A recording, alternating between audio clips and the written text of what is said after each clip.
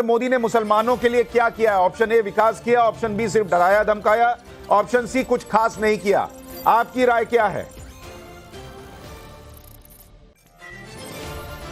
पिछले 10 सालों में नरेंद्र मोदी ने और बीजेपी की सरकार ने मुसलमानों के खिलाफ सिर्फ नफरत फैलाई है। एक जंग जैसी छेड़ दी है मुसलमानों के खिलाफ तो इन लोगों ने।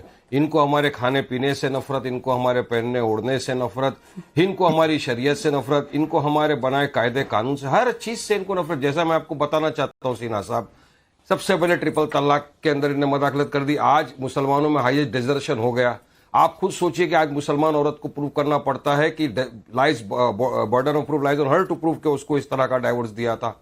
अब बात नंबर 2, इनको हिजाब से हमारे नफरत। अरे हिजाब अगर हमारी बेटी पहन के पढ़ना चाहती है, आपको नफरत क्यों है? मोदी जी ने कहा था ट्रिपल तलाक के टाइम के मुस्लिम महिलाएं मेरी बहन है। वहीं पर जो बिल्किस बानो जिसका बलात्कार हुआ था गुजरात के अंदर, उनका माँ का, बहन का, बेटी का मार दिया, बलात्कार कर दिया सब, वो उनके जो कातिल जेल में थे उनको रेमिशन के तहत उन्होंने छोड़ दिया। तो ये तो पूरा औरतों के खिलाफ हुआ। बाद में क्या कर रहे हैं ये बुलडोजर जो चला रहे हैं, किसके ऊपर चला रहा है? मैक्सिमम तो मुसलमानों के ऊपर चल रहा है। बिना कार्रवाई के, बिना नोटिस के मुसलमानों के घरों को तोड़ दिया जाता है, बिना कारण नोटिस बताए मुसलमानों के मदरसों को ध्वस्त कर दिया जाता है, बिना कारण के मस्जिदों को तोड़ दिया जाता है और फिर सीधा हमारी आप कह रहे हैं मुसलमानों के खिलाफ है नरेंद्र मोदी सरकार और ये 10 साल में साबित हुआ है। वारिस भाई मैं इस पर आऊंगा आपके पास और अभी लोगों का मूड मीटर भी बताऊं, और अजय भाई आपके पास आऊं उससे पहले एक और मुसलमान है हमारे साथ पैनल में, राष्ट्रीय जागरण मंच की नेशनल कन्वीनर सुबुही खान है। सुबुही, आपके हिसाब से 10 साल में नरेंद्र मोदी सरकार ने मुसलमानों के लिए क्या किया? विकास किया, डराया धमकाया, नफरत फैलाई जैसा वारिस पठान कह रहे हैं, या कुछ खास नहीं किया?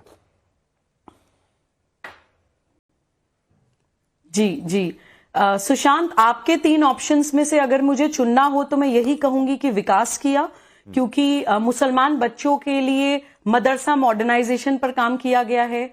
मुसलमान बेटियों के लिए शादी शगुन जैसी व्यवस्थाएं हैं और बहुत सारी ऐसी पॉलिसीज हैं, बहुत सारे ऐसे सब्सिडीज हैं। हज के लिए सब्सिडी दी जाती है और बहुत सारी ऐसी चीजें हैं जो मुसलमानों के लिए हुई हैं।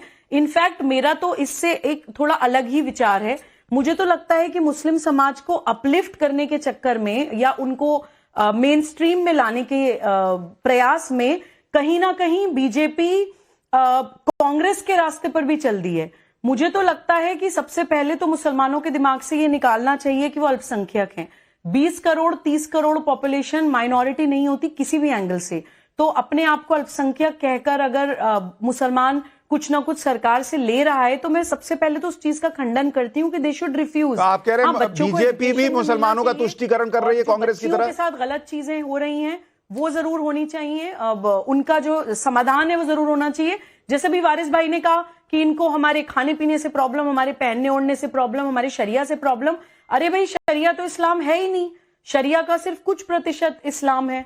और बच्चियों को अगर आप हिजाब के नाम पर इमोशनली एंड साइकोलॉजिकली ब्लैकमेल करेंगे और रिलीजियस डिक्टेटर बन जाएंगे, तो ईरान में तो मुसलमान बच्चियों ने खुद विरोध किया कि आप जबरदस्ती। ठीक है, 1 मिनट, मैं अब पहला रुझान बता दूं।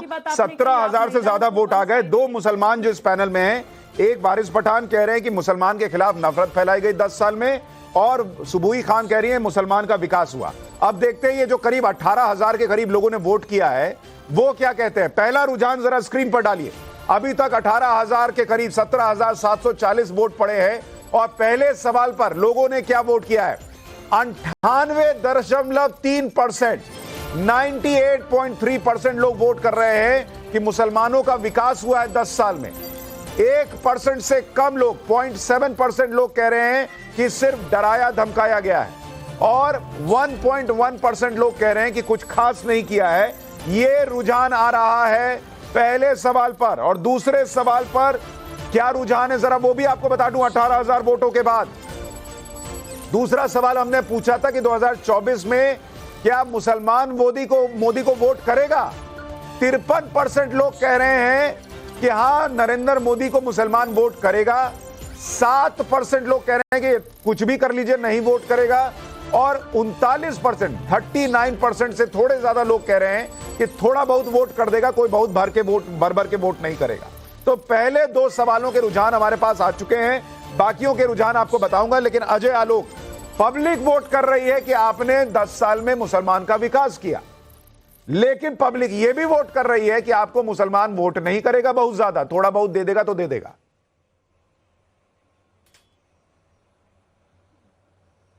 देखिए सुशांत भाई, आप सत्ता में इसलिए नहीं आते हैं क्योंकि जो इस देश के मतदाता हैं, जो इस देश के नागरिक हैं, वो आपको वोट देके सत्ता में लाते हैं। और आपके देखने का नजरिया ये नहीं होना चाहिए कि ये हिंदू है, ये मुसलमान है, ये सिख है या ईसाई है। ये नजरिया जहां सत्ता की नजरों में रही, वो सत्ता कभी भी न्याय कर ही नहीं पाएगी।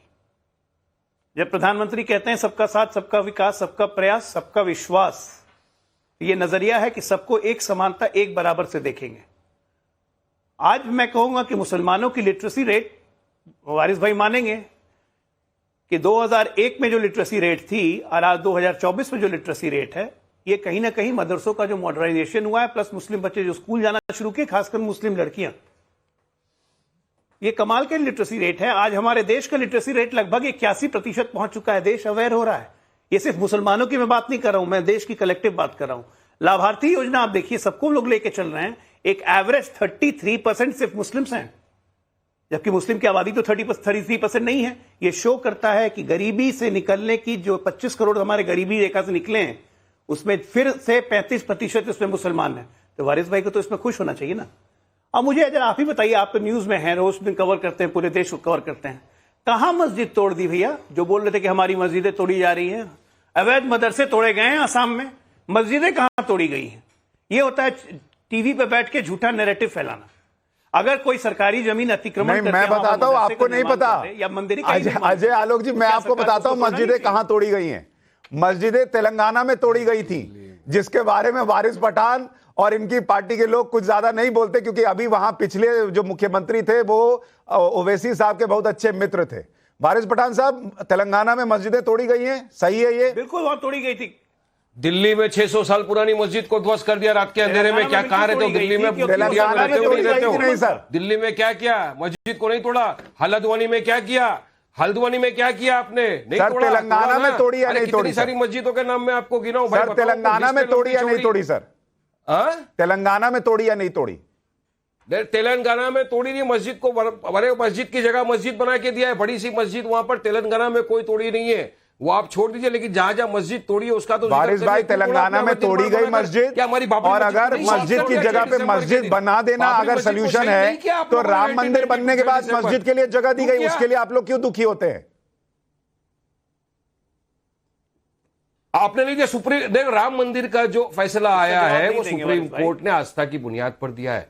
सुप्रीम कोर्ट ने अपने जजमेंट में कहा है, चीफ जस्टिस गोगोई ने कहा है कि हमारे पास कोई प्रमाण ऐसे नहीं है कि किसी मंदिर को तोड़ के मस्जिद बनाया गया है। गोगोई ने कहा है कि एएसआई का सर्वे रिपोर्ट भी दर्शाता नहीं है कि 23 और 24 तारीख के दिसंबर की रात को अचानक से जो मूर्ति प्रकट हो गई थी उसका कोई प्रमाण नहीं है। आस्था की बुनियाद पर यह फैसला दिया गया था, एविडेंस की बुनियाद पर नहीं था। यह आपको मानना पड़ेगा। और मेरा आज भी बोलना है, कल भी बोलूंगा, मरते दम तक बोलूंगा, हमारी औलादों को भी बताएंगे सिन्हा साहब कि हमारी बाबरी मस्जिद को 6 दिसंबर 1992 को एक कॉन्स्पिरेसी के तहत शहीद कर दिया गया, और एक जगह जहां मस्जिद थी है ता कयामत तक रहेगी। ये मेरी ईमान है, ये मेरा आस्था है, ये मेरा मानना है। इसको आपको मानना पड़ेगा। मानना है, मानिए, नहीं मानना नहीं मानिए। मैं अजय आलोक जी आपको मौका दे रहा हूं, और लोकेश भाई आपके पास भी आ रहा हूं। अजय भाई आपके पास आ रहा हूं, लोकेश भाई आपके पास भी आ रहा हूं। आस्था का क्या? नहीं, वारिस पठान साहब, आपका ये कहना है कि नहीं, वारिस पठान साहब, आपका ये कहना है कि बाबरी मस्जिद को शहीद कर दिया गया। मैं आ रहा हूं, सुबह ही आ रहा हूं, 1 मिनट, अभी तो लोकेश भाई के पास गया भी नहीं हूं।